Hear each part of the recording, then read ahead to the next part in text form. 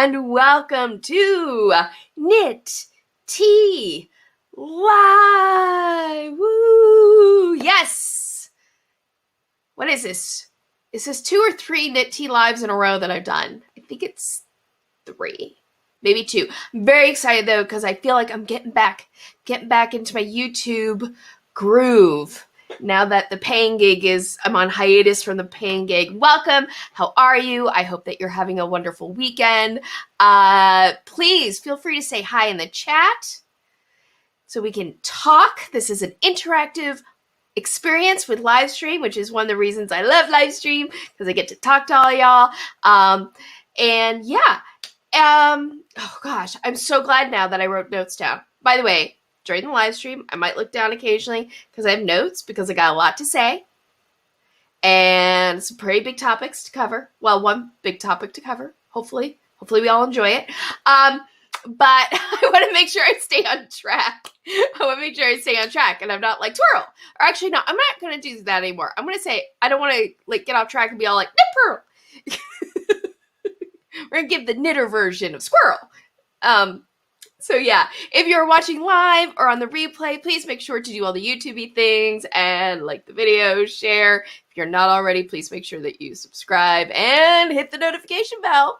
So all that fun stuff. If you are watching on replay, shortly after live stream is finished, I do go in and put timestamps down in the description box so that if you want to skip around to various topics during the live stream, you can do that. So yes, replay, thank you so much for watching anytime that you can. All right, I hope everyone is doing well. I'm actually very excited that I'm being able to live stream at all today because like last night, it was kind of questionable if my throat would be up for it. Last weekend after my live stream, daughter had a cold and I got the cold.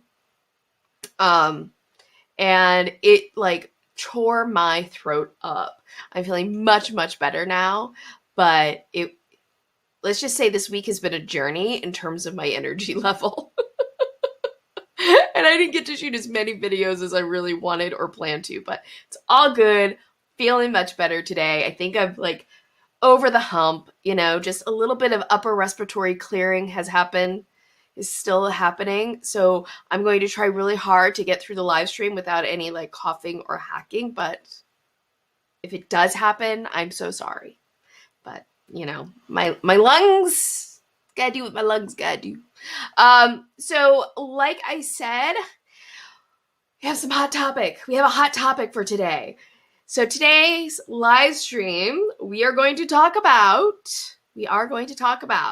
knitting in public. This topic has become wild, kind of like, I put out a tweet yesterday or 2 days ago about how women, when they are noted by media for knitting in public, usually at a sporting event, this tends to happen. The reaction that women get from this is very different than maybe we've seen with Tom Daly, the Olympic diver from the UK, who is a knitter and crocheter, which is very exciting. So anyway, we're going to talk about it. We're going to talk about knitting in public. We're going to talk about some of the sexism of it, because let's be honest, there's some sexism involved, and we're going to talk about that. But don't worry, we're going to have fun. It's going to be fun. And speaking of fun, I'm going to reveal to you, remember last week's live stream? We talked about what I should cast on next. I put a poll up on my YouTube community tab. I put a poll up on Twitter asking what I should cast on next. The results are in. I'm going to share them with you. So now in the chat, let me know what you want me to do first. Do you want to find out the results of what I should cast on next? Or do you want to jump into the hot topic? Let me know in the chat, because, again, part of the fun of showing up for live stream is you get to help dictate what gets covered. And then if we have time, of course, we'll do Pattern Spotlight. I'm going to show off the new website. Fiber Happenings has a new home. I'm very excited about it.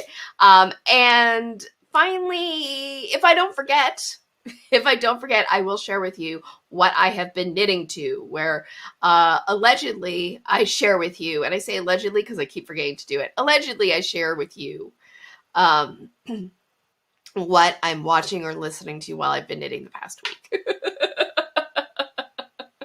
So, yes, that is what is going on. And let's see. Okay. So, hello, James. Welcome. James, we have one vote for getting the poll results first. He's on the edge of his seat, wanting to know what's going on. And I have one vote from Samantha going, hot topic, then poll results. So, I have a tie. I don't know which... Who should I listen to here? Anybody else have an opinion on what they want first? Hot topic or poll results? Do. That's copyrighted, so don't do that. Don't hum the Jeopardy theme song, because that's copyrighted.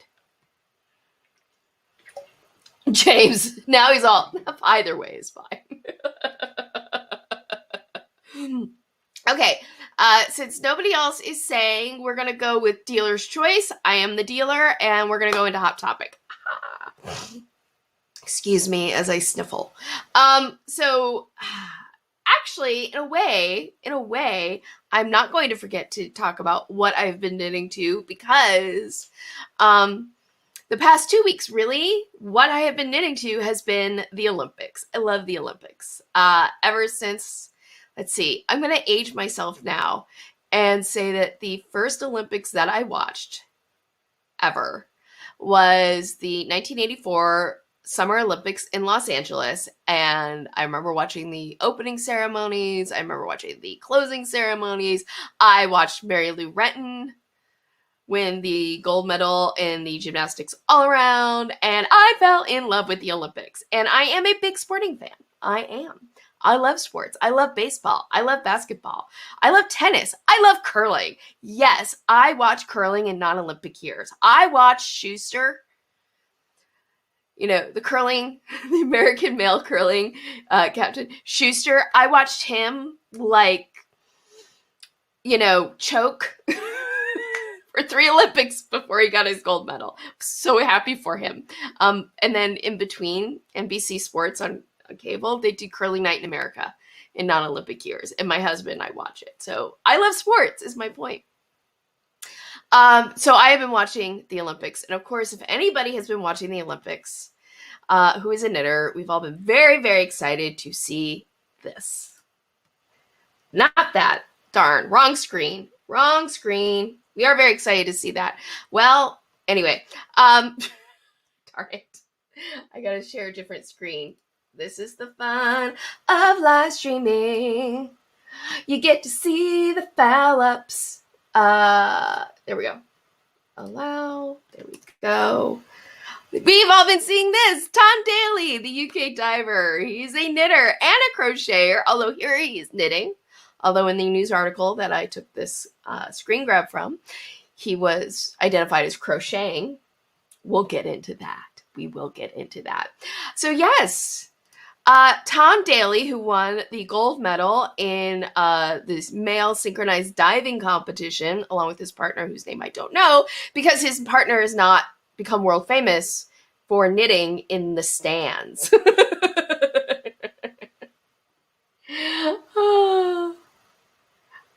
Oh, yes. I'm just gonna, sorry, distraction, knit pearl moment here. Samantha H. Shannon Miller fan here. She was the most decorated American gymnast before Simone Biles. Yes, I remember watching Shannon Miller at the Olympics. She was very exciting to watch. God, I love watching gymnastics. It terrifies me watching them do the vault, but I love what I even like watching the male gymnast. Pommel horse, holy crap. Is that hold your breath? But yeah, so Tom Daly, he's a knitter, he's a crocheter, and according to some in the media, he is now, Tom Daly, from the Olympic champions to world's biggest crochet influencer. And he's being credited, Tom Daly is being credited with inspiring a resurgence, a renaissance in crochet and knitting. Which, look, if Tom Daly is inspiring people to pick up a crochet hook or pick up a pair of needles, that is fantastic, and I love it. But trust me when I say that many, many, many, many, many, many, many people have been crocheting and knitting for years. This is not new. Oh, Samantha, we're going to get to that. We're going to get to that, Samantha. Yes. Crochet needles. This article is, let's see, can I bring it up? Where is it? Good cause. Oh, man. Anyway, maybe I have a screenshot. But this article that I have up on screen right now, at one point, it refers to Tom Daly having crochet needles in the stands.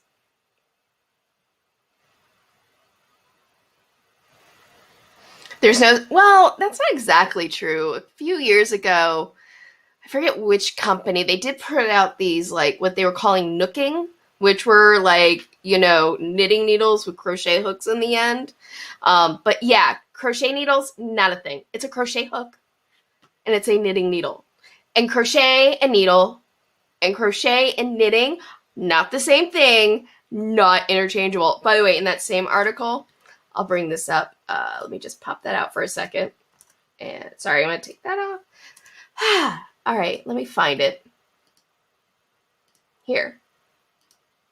Oh, did I close it? Ew, crumb. I closed it. Oh, I closed that too. Sorry. Okay, it's okay. I can get it back. I'm trying to get to this one photo with Tom Daly, and I had everything set up, and I accidentally closed the thing. But I can fix this. This is fixable. There we go. There we go. And review. Sorry, I know it's really exciting watching me in silence fix my stream, but I almost got it. There it is. Okay. So, here we go. Okay. Yes. Okay. So this is one of the photos. By the way, this is an amazing thing that Tom Daly crocheted. But the NBC News article identified it as knitting. And I'm like, oh, honey, no. That is not knitting. That is crochet. And it's beautiful crochet work, but that is crochet. And I have a special request for all the media people out there who decide at some point they want to write an article about knitting or crochet, or they want to highlight a famous knitter and crocheter, please, for the love of sheep and llamas everywhere, do your research. Find somebody in your news department who knows something about these crafts. Because I know there's got to be somebody in there who knits and crochets or crochets. Learn what the difference is between knit and crochet, because they are not the same. They are not interchangeable. Okay, it's not hard to learn the difference, and you're embarrassing yourself as a news organization, and you're really ticking off the crafters here. Okay, so please, I am begging you from the bottom of my project bag, get it straight. Please, oh my God, please get it straight. So, but yeah, Tom Daly, he's become, like, the past 2 weeks, he's become the world's most famous knitter and crocheter. And not everybody has been supportive. Like, mostly he's been very, like he's received a lovely response, and it's wonderful. But not everybody has been supportive. You had the likes of Piers Morgan, the troll, the sexist, egomaniacal troll, who really should just stay under his bridge since he quit. Good Morning Britain. Is that the name of the show? I'm not sure. I have it here in my notes. But anyway. He tweeted that Tom Daly knitting in the stands just proved that nobody cared about watching the Olympics this year. And it's like, dude, come on. Well, you obviously know nothing about knitting if you said something like that. And I think this kind of leads into a couple of things about what I really wanted to get into in terms of knitting in public, which is Tom Daly has received a lovely response. But let's be honest, when women are caught in public, in the media, knitting in public at large events, the response is not so positive. The response is much more, shall we say, unkind, rude, condescending, if you will. For example, also in the UK, a few years ago, what year was it? 2012. So this was this was almost 10 years ago, but people remembered it because when I tweeted about this whole topic, this example came up a lot. But about in 2012, a woman was caught knitting at center court during an Andy Murray match, and the tennis world was aghast. Now, yes, Kathleen Fry, exactly. It is totally sexist. Yes, women get a very different response when men knit in public. And when men are knitters, it's like, oh my God, that's so cool. He knits. And whatever mocking he might receive, because he's going to receive some mocking, because there's always some mocking around knitting and crochet from the non-fiber world. But it's generally still steeped in this sexism of, oh, you're doing a lady thing. You're doing a lady gendered craft. How embarrassing for you. Oh, so embarrassing for you. That tends to be the mocking that happens. But actually what tends to happen is like, oh my God, a man is crafting. Well, maybe knitting's cool after all. But yeah, so a woman, who, anonymous, thankfully, I'm glad nobody ever got her identity. She was caught during the broadcast knitting. And ESPN here in the States had this to say: I sat at center court at Wimbledon and all I got was this bright pink scarf. She probably told her friends, I'm paraphrasing, she probably told her friends the next day. I don't think that's what she told her friends the next day. I think the knitter who they kept cutting to during the Wimbledon broadcast, who was knitting a scarf and wearing a very lovely shawlette, knitted shawlette, probably hand-knitted shawlette, probably told her friends, I was just knitting, and for some reason people thought that was a problem, because this was just this article is just sort of snide and condescending towards her. But let me find some of the quotes. This was from the Daily Mail in the UK, and they wrote this article, and they actually broke down frame by frame her knitting as it came up. So first they show her knitting here, and she's looking down, and it reads uninterested, right? So this knitter, she's being labeled uninterested because she's looking down at her knits. The woman seems more interested in her pink knitting than Andy Murray's match against Marcos Bagdatis at Wimbledon. Do you know who Knitting Woman is? They're trying to find out who she is. And they give a close-up. Look, she's knitting. The horror of it. And commentators saw this, by the way. It wasn't just Daily Mail writing an article like this. The commentators noted, like, oh my God, I've never seen someone knitting at center court. And the general reaction was basically like, how rude. In fact, I think one person said, like, can you imagine if a player looked up and saw that? Like, they were concerned that Bagdatis or Murray might look up, see the woman knitting, and be like, aghast. But here's the thing about it. I'll just scroll down. Then they do another photo, and she's looking up. And so she momentarily looks up to keep up to speed with what is going on in the court. And then the next photo, before returning to her knitting once again. Here's the thing about this. Let me hide that. Sorry. Here's the thing about all this that's hysterical to me. If you watch the video of the match and her knitting, when the camera cuts to the woman in the stands knitting at center court, it is in between points. And that makes sense, right? Because you're not going to cut to her in the middle of the point. They're playing the point. So what we were seeing was not necessarily an uninterested woman. What we were seeing was a knitter who, in between points, is knitting. Most likely, I'm guessing, we don't know because we don't have footage of what she was doing while the points were occurring. But my guess is, as someone who has knitted at sporting events, when the point was playing, probably looked up, watched the point, and then when the point was over, went back to her knitting, because that's something you do.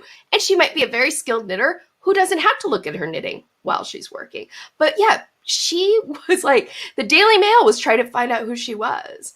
There were like really like people were aghast. There were comments about like why would you even bother going to center court if you're not interested? If you're so bored by tennis, you feel like you have to knit during the game. A lot of presumptions about her feelings about tennis based on her knitting. Most likely untrue. And the other thing was, even in the US, there was an ABC News on their webcast did a little story about this moment on center court, and they were like, oh my gosh, we've never seen this before. And the male broadcaster at the end of it going, why is she knitting? She's knitting a sweater and it's the summer. Come on. It's like, you knit sweaters a lot of times in the summer, so you have them ready for the winter. Who knew? Or you knit sweaters all year round. Like, it was just so bizarre. And it just speaks to this thing. I think there are two reasons for it. One is sexism, obviously. This reaction when women are caught knitting in public. One is, I think a lot of non-knitters assume, like Piers Morgan does, and a lot of these tennis commentators did, that knitters and crocheters, when we're working on our craft, we're doing it because A, we're bored, or B, we're not paying attention to other things going on. And what any knitter and crocheter can tell the non-knitting world, who will probably never watch this video, is we multitask. We pay attention to other things going on, and we carry out full conversations. Some knitters read books while they're knitting or crocheting. Crocheters read books. We watch television. We enjoy a whole world of life while we craft. Like, we're very adept at knitting and crocheting and doing other things. Shetland knitters, there's famous video of knitters on the Shetland Island, women walking with baskets of wool or crops on their back, and they're knitting while they're walking, and they're knitting while they do things. Knitting is something that you can do while doing something else. Same with crochet. But oh no, the assumption is, well, they must be bored, or they must not be interested, and so they're wasting space. They're wasting a seat. A ticket could have gone to somebody who cares about sports, right? So there's that aspect of it. But I think the other assumption is that if a woman is at a sporting event, she's probably not really a sports fan. And again, sexism. I think that has a lot to do with it. I think the presumption is she was dragged there by her significant other. She doesn't really care about sports, and we don't want that, that person, that woman, that girl who's not into sports to take up our space, our manly space. And of course, it's BS. Like I said, I'm a huge sports fan. I have gone to baseball games with my knitting. And I will say, I think most people in the stands really don't care. When I've been to baseball games and I've knitted in the stands, I think I've probably gotten the occasional odd look. But by and large, people are just invested in the game and not watching what I'm doing. They're like, whatever. Why even do that? That is such a great name. Why even do that? It says, having something to do with my hands very often helps me pay more attention in a way that I wouldn't be able to otherwise. Absolutely. And I can say, honestly, I'm the same way.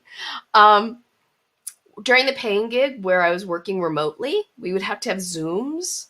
There was times I very quietly just took my knitting kept it below camera, and did a little knitting, usually swatching because that's something I can like, you know, just to occupy my hands. And it helped me like listen and pay attention more closely because, you know, same thing, like doodling. I'll doodle on paper when I'm in meetings, mostly just so that I kind of am able to it helps me focus. And a lot of knitters are like that. So no, when you see people in public knitting, doesn't mean we're ignoring the world or the sporting event. So, but in case you were just going, well, maybe that's just a UK thing. Or maybe what happened at Wimbledon, people have grown. Maybe it's just tennis etiquette that's considered rude. No, not just tennis. Because this happened in Pittsburgh. In Pittsburgh, I'll get to that. Here we go. There is a woman, a fan, who's known as the Knitting Lady. And let me see well, this happened back in 2010. But back in 2010, the Knitting Lady, the Penguin blog did an article on her. And when that happened, some Penguin fans were aghast. And you can imagine the messages. They were pretty rude, some of them. You know, same kind of thing. Like, why would you knit at a hockey game? If you're so bored, give that seat up to somebody else. That sort of thing. Because again, the presumption is, well, if you're knitting, you must be bored, right? So this one article was done, and this is the headline, right? 5 questions for Michelle, the Knitting Lady, which this is pretty innocuous headline.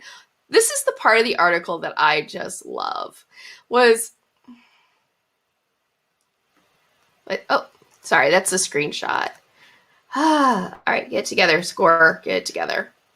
By the way, when I say that, that's because my last name is Score.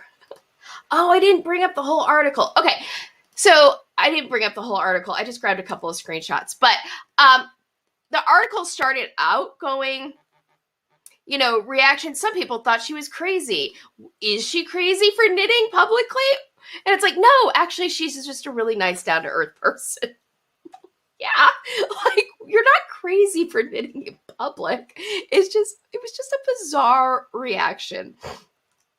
But yeah, she knits in public. But kind of the last laugh, I think she got the last laugh on the naysayers because, let me just, so you don't have to watch me scroll through. I'm sorry, guys, I'm not more organized.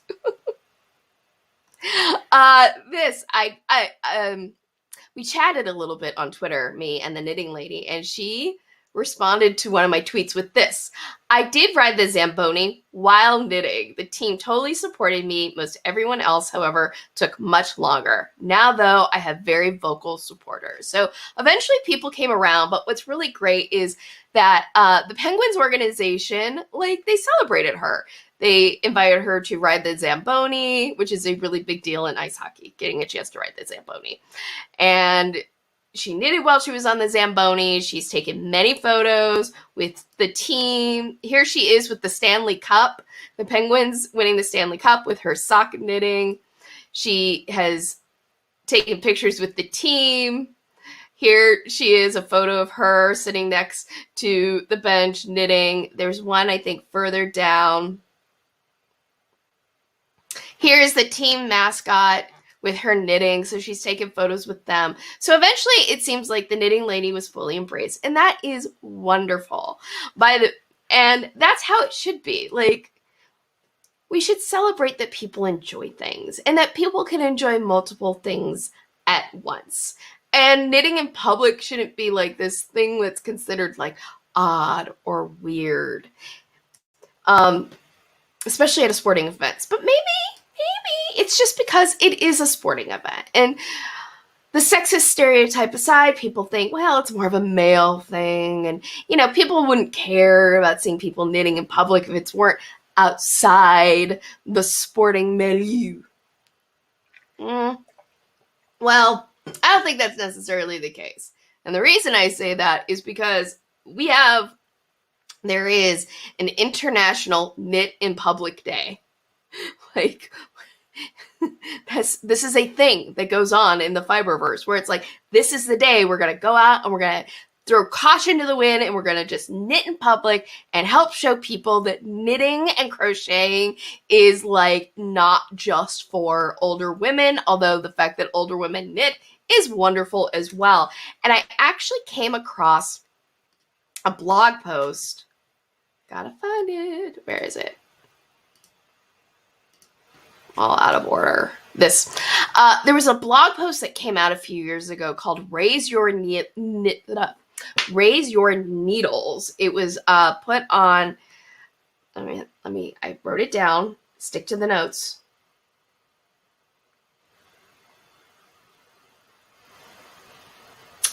Publicbook.org, Raise Your Needles in Defense of Public Knitting.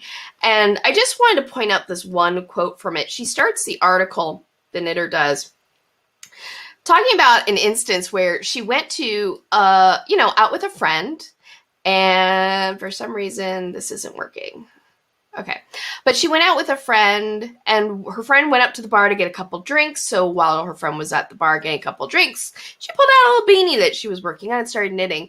And apparently her friend came back to the table horrified and said, the screen share is not working. When my friend returned holding 2 gin and tonics, her eyes zeroed in on what I was holding. Put that away, she demanded. You're in public.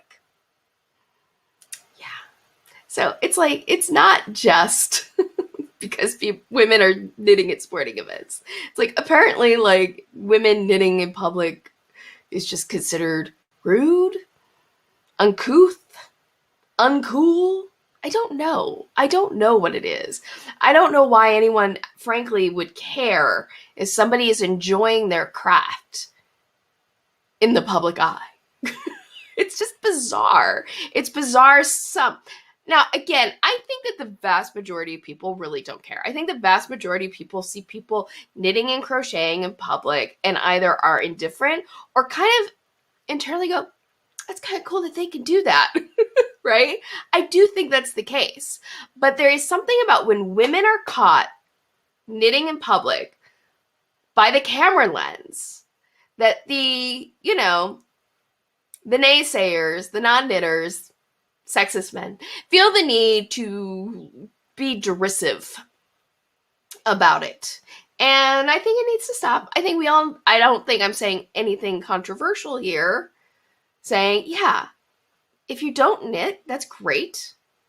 You do you, but there's no need to be mean or rude to another person because they're knitting in public. Like, come on now. Come on. And I think that when a female athlete, because the day will come, when a female athlete is in the stands getting some mental relief and focus by knitting or crocheting, I hope that she gets the same encouragement and support and headlines that Tom Daley has. Because frankly, anybody who knits and crochets should be celebrated, because guess what? What we do is pretty cool. What we do is cool. What we do is real, real cool. All right. I think that's all I need to say about this. I hope it wasn't too rambly. I feel like I didn't quite have my thoughts as organized as I hoped, but I wanted to share some of that. I'd love to hear any comments that you have, any reactions you have, anything you'd like to share.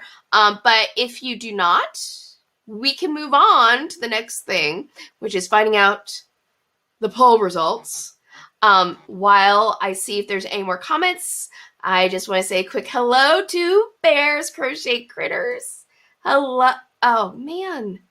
Something's going on with my thing, and it's not letting me bring up comments on screen. But Bears Crochet Critters says hello. Bears Crochet Critters is a longtime friend to the channel. I appreciate you so much. And she now has her own YouTube channel, so check her out. She is a knitter and a spinner, and yes, and lovely person. I'm really bummed that I can't, like, things aren't clicking. But I don't want to, like, reload the page. Which also means I wonder if comments are coming up and I don't know. I don't know. Let's see. Sorry. I'm having a technical problem with what I use to live stream with. And I'm going to just check my phone here real quick just to see that I'm not missing anything.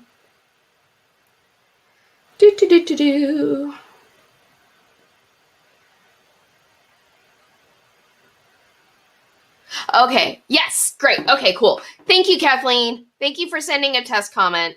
And it started working. Okay. All right. Apparently I can click around again. Yes. Something sorted out on my software's end. Okay. So if no one else has anything left to say in terms of knitting in public, let's move on to have some fun times and find out what you told me to cast on next. So last week, if you were not here on the live stream or you haven't watched the replay, last week it was fun. We opened up Squishy Mail and I asked everybody what project I should cast on next. And the choices were a shawl, a modular knit lace shawl by Amy Snell called Amberdine. I should have brought photos up so I could share all this with you, but I forgot to do that. So I'm not going to. Then the second choice was the classic knit pattern, the Clapetus, which you can get for free on knitty.com still to this day. And third choice was a pair of fingerless mitts by Bullock Ozcan Design called March Flowers. It features tulips, which is one of my favorite flowers. It's one of the happiest flowers. So I put it up. I put it up for a vote on my YouTube community tab and on my Twitter, which thing you thought I should cast on next. And I realized I need to... There we go. Okay. So this is it. That happened much faster than I planned. The choice was Amberdine. This is the wrap. So this is what I'm going to be casting on next. It was very close between Amberdine and the Clapetus scarf. Like, it was pretty well tied right up until like Friday, which was kind of like the last day that I had the poll available on Twitter.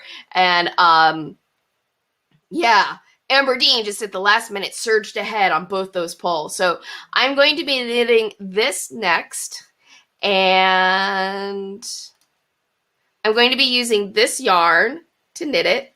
This is a yarn actually that I'm testing out for a review video that I have been talking about forever.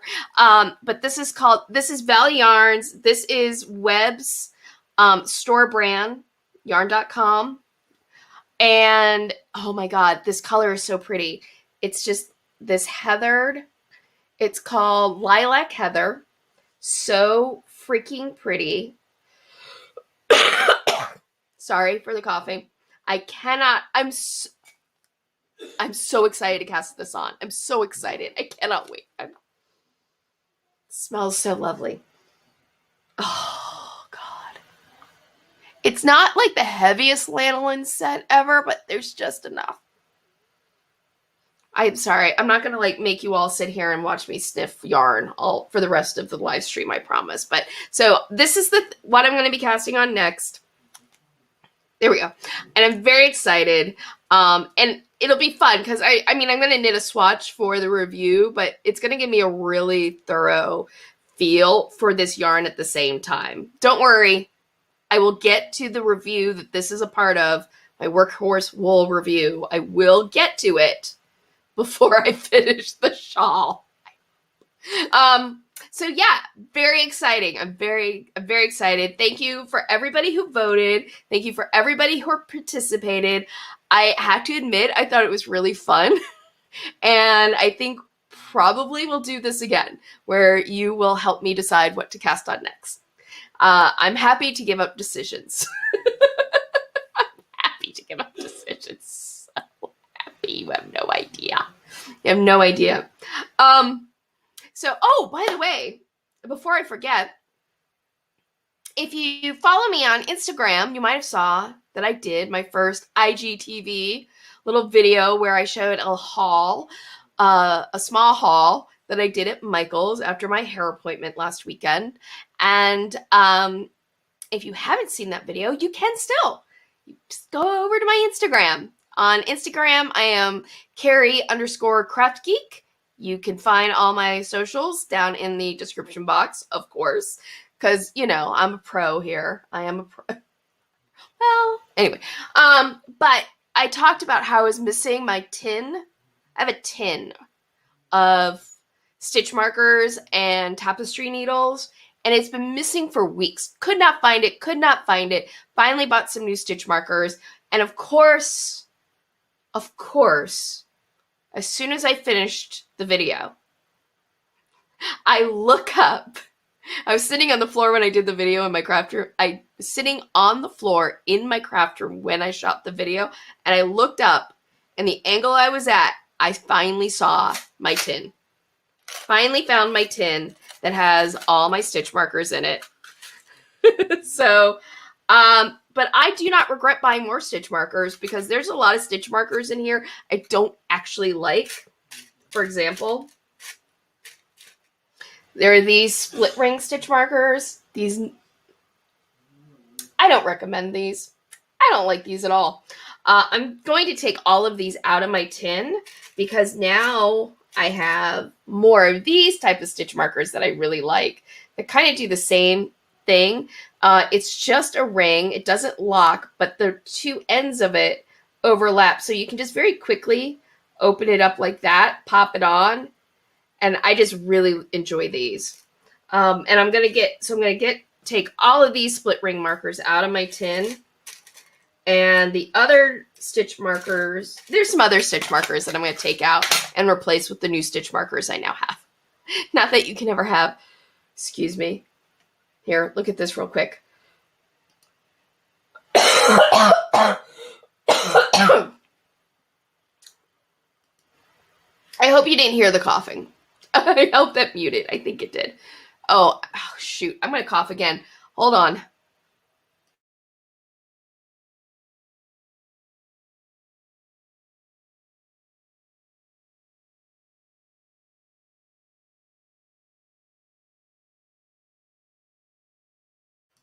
There we go. Sorry about that. That's what I was worried about when I started my live stream, is that my throat would start to give out and I'd start coughing a lot.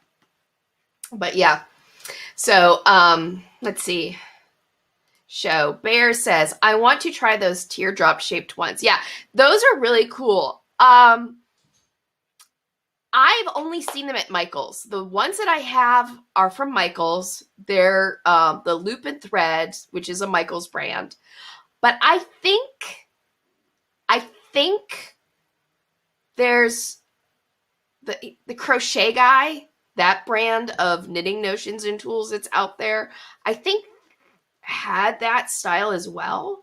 So I'll have to look and see if maybe on Amazon I can find them, but I really like them. Let's see. Knit one. Nope. We love you anyway. What? I know. Okay. Thank you for loving me anyway. Better on the second one. It worked. Hope you feel better soon. Thank you, Knit One Pug 2. Yeah, I know. I'm sorry. I thought it doesn't matter. I will make sure next time to mute. Sorry that you had to hear me coughing. But at least you got to see something pretty. Oh man. Might have to cut out, or I think I can I can feel my throat starting to get a little weaker. I probably need to try not to talk, or try to talk at a more normal level. Try not to talk. It's a live stream. I cannot talk off camera. Trust me, off camera, there are whole stretches where I don't talk. Okay, so, and the other thing I found, I could not, for weeks, find an entire set of interchangeable needles. Finally found my Knitter's Pride Square interchangeable needles. What's so funny about this is they were actually exactly where they were supposed to be. In here, this plastic set of drawers is where I keep all my needles. And they were in there. I kept looking. I kept not seeing them, but they were just under something else. And I guess whenever I picked up and kind of looked around, I just didn't see them. And I finally looked at this one more time in that drawer and they popped out finally. So yay, I found my interchangeable needles. Very excited about that. But now guess what I'm missing? I'm missing my sewing box. I cannot find my sewing box to save my life. I have looked everywhere in this craft room and I cannot find it, which tells me I put my sewing box somewhere other than my craft room, but everywhere that I've looked that makes sense where I would have put it, can't find it. I will find it, but yeah, that's frustrating. So please send me good crafting energy to find my sewing box, because I finally have my sewing desk freed up. I can sew again, but I can't find my sewing box. It's really frustrating. Okay, so very excited about all that I found those things. Now that we have that out of the way, who is ready for some pattern spotlight? And we can see my new website. I'm so excited. Paris Crochet, thank you. May it pop up soon. Seriously. It has my rotary cutter in it. Like, I don't know where it is. And the reason I was trying to find it was way back I bought all this felt to try to make some DPN holders. Which, by the way, anybody has advice on how to successfully glue craft felt so that it actually stays stuck, please let me know, because I have tried fabric glue, I have tried E6000, I have tried many things and it's not worked. But I think the next thing I try is Wonder. But anyway, sorry. But yes, if anybody has recommendations, because I'm trying to make these no-sew felt DPN holders because I just want to. And every glue that I've tried so far has failed me. So, and I've Googled, and I can't find it. I cannot seem to find the right thing. So, if you have any recommendations, please let me know. It's crazy. Okay. I'm going to close this because I don't need that anymore. We're gonna come over here to Fiber Happening. So, I migrated my website. And it's finally launched. It's not I moved basically, my new website is called CraftGeek.com. I'm trying to get my branding right. Because I have Knits Where It's At, and I have Carrie CraftGeek. Knits Where It's At, in my mind, has always been a series of videos about knitting that is on my Carrie CraftGeek channel, right? But early on, I just was debating how to brand myself, so I had both. And I'm now trying to get my branding online just under Carrie CraftGeek. So I changed my website to carriecraftgeek.com. I moved it onto a different platform because Weebly just couldn't handle what I wanted to do. And this is what the new website looks like. It doesn't really look that different, but hopefully it looks a little cleaner. I'm about to mute myself. Again, just...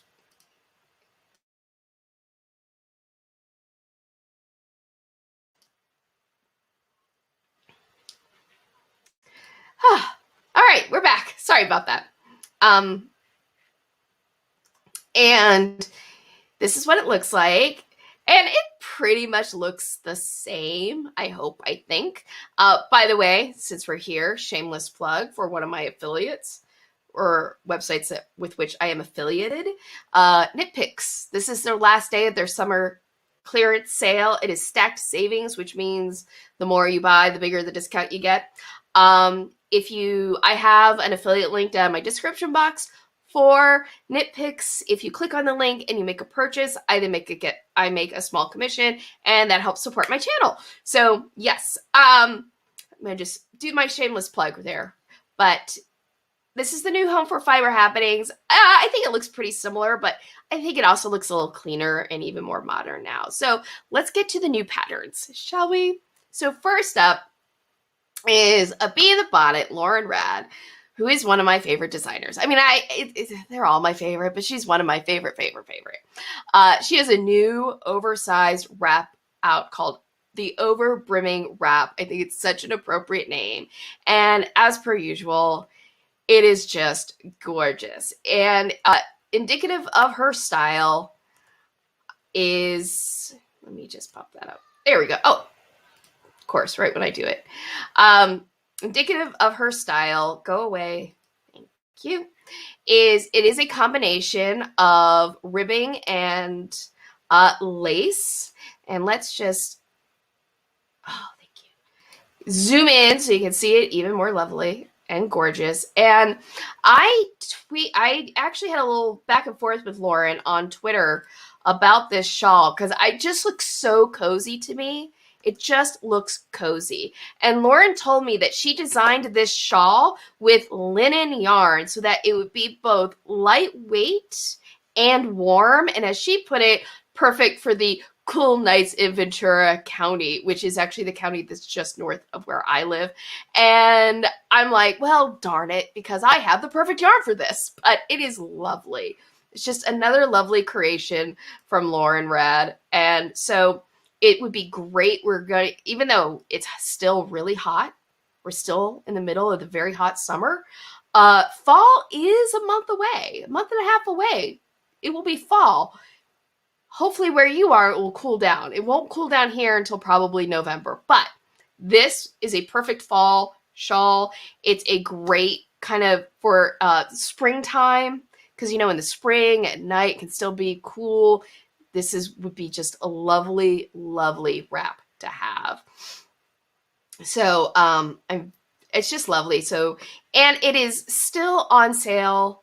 You can, if you buy it, I believe to the end of today, you can get a 15% discount on this. So just lovely from a Bee in the Bonnet, Over Brimming Wrap. Next, from Lori Designs. If you do not know Lori Designs, Lori is a Tunisian crochet designer, and she has a new shawl out called the Amy Shawl. And I think this is so cool because this is Tunisian crochet lace. And if you know anything about Tunisian crochet, it's often considered thicker, more dense fabric than knitting or crochet is, but you can get these lighter, airier fabrics when you do Tunisian crochet lace. So I think it's really cool that she did this. About to meet my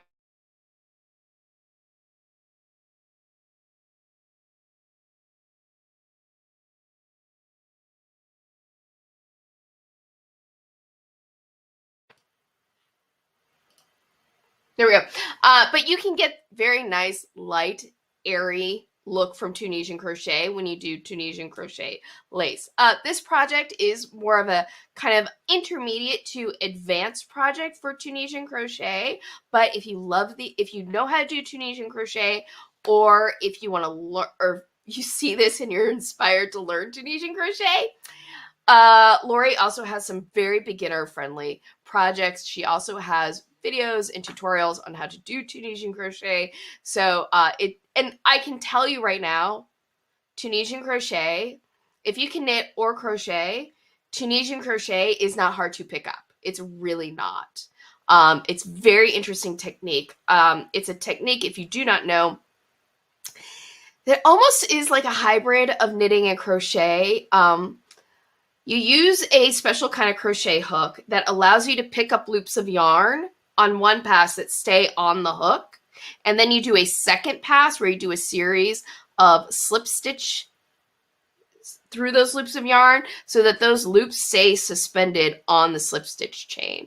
And it's very fast technique. It's faster than knitting or crochet. And it's a very cool technique. So that's just a lovely project overall, I think. Next on Fiber Happenings this week, that Metzbauer girl. She's continuing her tour of the United States in socks. She's been doing a whole series of socks inspired by the different states, and this is her sock inspired by Maine.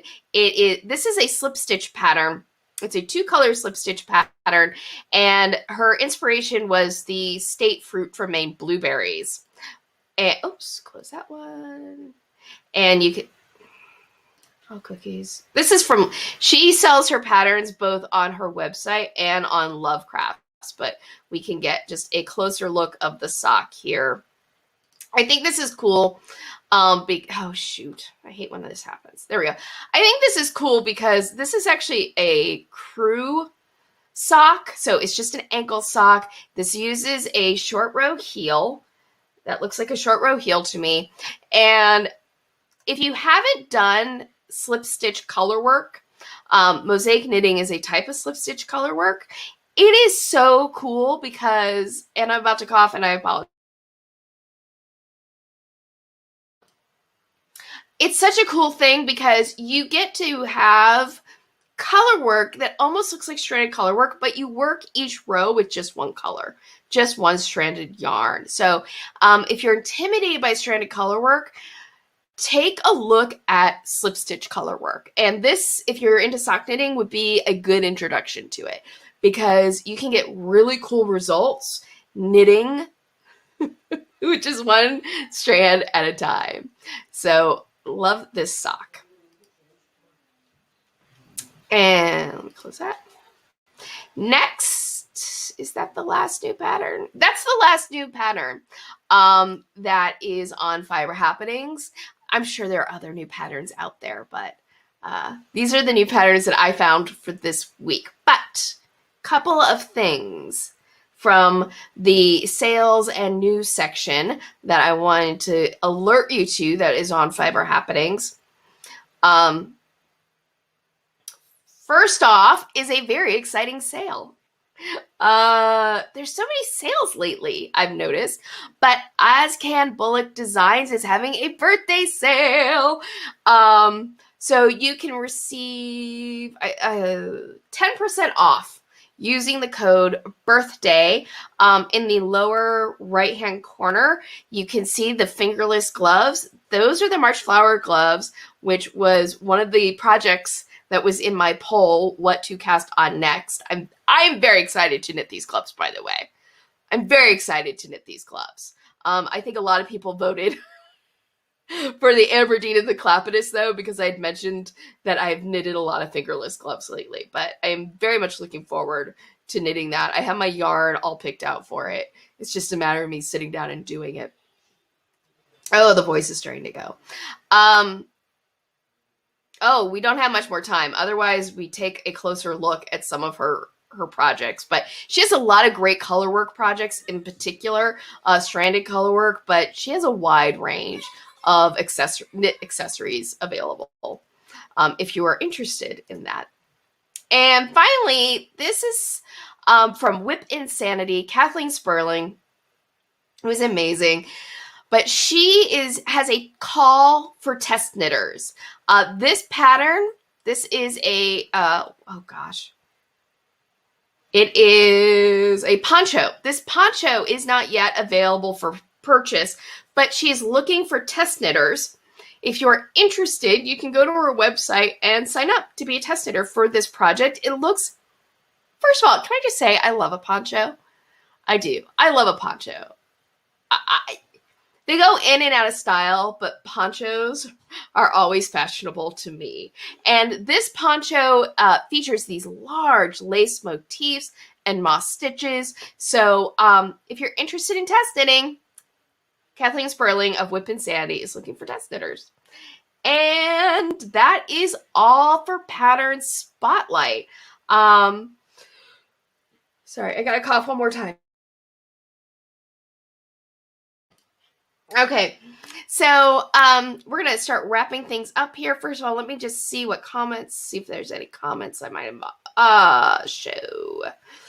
Have you looked at PVA glue? I will try looking at PVA glue. Thank you, Bear. I will look at that. That is a good idea. I could see how that has worked. Because the other glues that I've tried, like you would think E6000 would totally work because E6000 works on like everything. But every glue that I've tried has just seeped through, like has basically seeped through the fabric. And probably the E6000, I needed to let it cure longer. And maybe it would have worked, but it just, I don't trust it to last. So I will look at PVA glue. So yeah, what's coming up for next week? I don't know. Once again, I'm not quite sure. Unfortunately, I was able to shoot my video that went up on Friday. I was able to shoot that on Monday, and then my cold took my throat out, and I hadn't been able to shoot a video all week. So I'm not sure what I'm going to shoot, but I am going to have a video up next Friday because I totally want to get back into my uploading every Friday, live streaming every Sunday like I was pre-paying gig. But I will have a new video up on Friday, just not sure what it is. If there's any topic you'd like me to cover, let me know. Let me know. I'm always happy to take video suggestions. So yeah, that was really unhelpful in some ways. Sorry. My throat is starting to feel tore up, so I definitely need to wrap this up. Again, if you haven't already, I gotta do the YouTube-y and the pluggy things, so bear with me, all right? So please like the video and share with your knitting friends. Liking, sharing, commenting, either live or in the comments down below. That lets YouTube know that this is a space worth checking out, and then it shares me with other knitters and crocheters so that we can keep growing this community. And I love this community, and thank you so much for joining me live or in the replay today. I'm not gonna cough. If you'd like to follow me on social media so you can always keep up on what's going on with Carrie CraftGeek, you can find all my social media down in the description box. I'm wanting to do a bit more shorter form stuff over on Instagram, not reels, because I don't do well 60 seconds at a time, but I can do a 5-minute quick thing. That's quick for me, 5 minutes. 1 minute, not enough time to talk. But anyway, so please follow me on my social media. Also down in the description box, you will find my affiliate links. Again, if you click on an affiliate link and do a little shopping, then I might earn a small commission. All my commissions get reinvested back into my channel so I can buy yarn for review and supplies and upgrade my equipment so I can keep making this channel as good of a channel as I can for all of y'all. My goal is to spread the joy and love of crafting, and yeah, it takes resources. It also takes coffee. If you'd like to leave me a tip, you can always buy me a coffee. Or you can, now on YouTube, you can use, if you're watching a live stream, you have super chats. There are now something called super thanks. So you can use the super thanks function if you would like. No pressure. It's not a big deal. By the way, with all of that, if you can't, if you don't want to, it's all good. It's fine. It's just something, if you would like to, it's there for you to utilize. But just watching, subscribing, liking is the best way to keep supporting my channel. So yes. Did I get through all the plugs? I got through all the plugs. All right. Thank you so much for bearing with me through that. And yeah, once again, thank you so much for joining me. I hope that you have a wonderful rest of your weekend. I hope you have a great week ahead. And as always, happy health, and happy crafting. Bye.